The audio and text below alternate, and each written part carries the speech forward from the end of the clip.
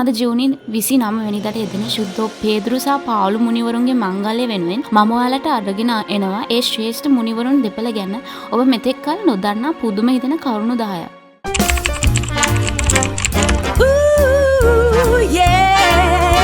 සියලු දෙනාටම ජේසුපීටයි. මම කැසන්ඩ්‍රා පෙරේරා. ඔයාලා මේ එකතු වෙලා ඉන්නේ මගේ කැසන්ඩ්‍රා පෙරේරා YouTube channel එකත් එක්ක.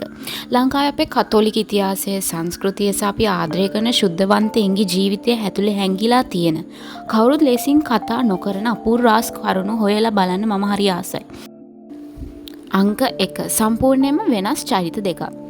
පේදුරුතුමා කියන්නේ සාමාන්‍ය දීවරයෙක්. හැබැයි පාවුලුතුමා කියන්නේ හොඳට ඉගෙනගත්තු රෝම පුරවැසි භාවයේ තිබ්බ නීතිඥයෙක් වගේ කෙනෙක්. මේ තරම් වෙනස් දෙන්නෙක් එකතු වෙලා තමයි ශුද්ධෝ සභාව ගොඩ නැගුවේ. පේදුරුතුමා කතා කළේ ජේසුස් වහන්සේ කතා කරපු සරල ඇරමයික් භාෂාව. ඒ නිසා එතුමාගේ දේශනා හැමතිස්සෙම යුදෙව් ජනතාවට සමීප වුණා. හැබැයි පාවුලුතුමා ජාත්‍යන්තර ග්‍රීක භාෂාව දැන සිටි නිසා එතුමා ක්‍රිස්තියානි දාමේ ලෝම අධිරාජ්‍ය පුරාම අරන් ගියා.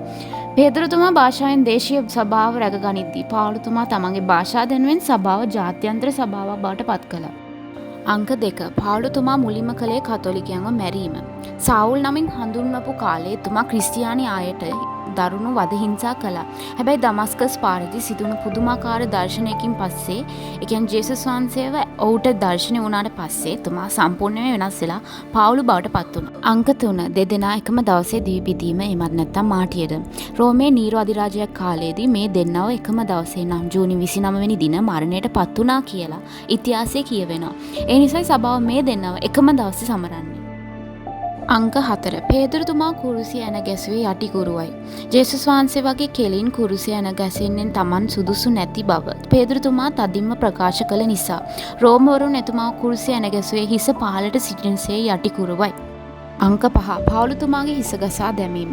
පාවුලුතුමා රෝම පුරවැසියෙකු නිසා එතුමා කුරුසිය ඇන ගසන්න නීතියෙන් අවසර තිබ්බේ නැහැ. ඒ නිසා එතුමාගේ හිස කඩුවකින් ගසා දැමුවා. ජනප්‍රවාදයේ කියවෙන්නේ එතුමාගේ හිස බිම වැදිලා 3 පාරක් උඩ පැනපු ස්ථානවලින් පැන්නුල්පත් 3ක් ට්‍රෙෆොන්ටේන් මතු වුණු බවයි.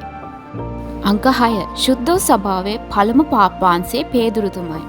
ඔබ පේදුරුය මේ ගල මත මාගේ සභාව ගොඩනගමි කියලා ජේසුස් වහන්සේ පැවසුවේ එතුමාටයි. ඒ අනුව කතෝලික සභාවේ පළමු වන පාප්පාංශය වෙන්නේ ශුද්ධෝ පේදුරුතුමයි.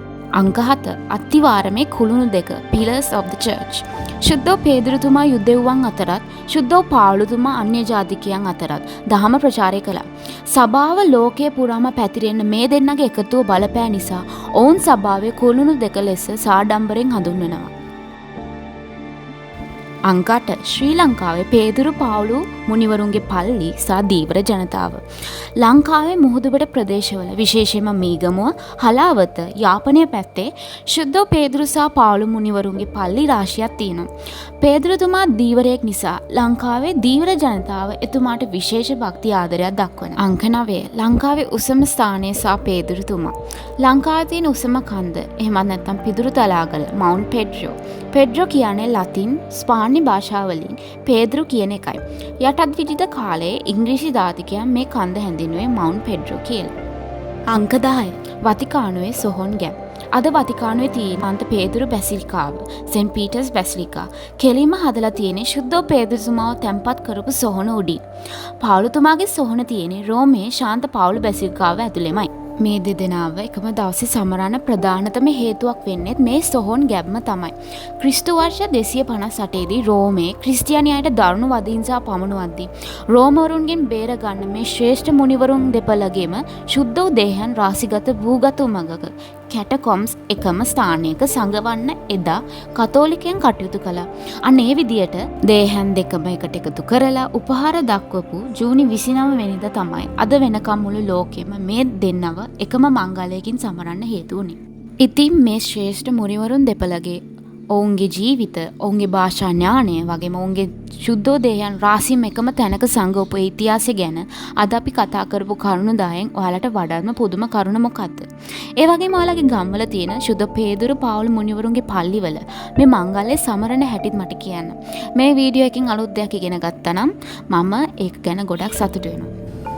ඔයාලගේ පවුලේ අය සහ යාළුවෝ අතර ෂෙයා කරන්න අමතක කරන්න එපා. ලංකාවේ අපේ කතෝලික ඉතිහාසය සහ සංස්කෘතිය ගැන මේ වගේ තවත් ලස්සන වීඩියෝ බලන්න මගේ කැසෙන්ඩ්‍රා පෙරේරා YouTube channel එක දැන්ම subscribe කරලා තියාගන්න. සියලු දෙනාටම ශුද්ධ පේදුරු හා පාවුලු මුනිවරුන්ගේ පීඨයි ආරක්ෂාවයි ප්‍රාර්ථනා කරනවා.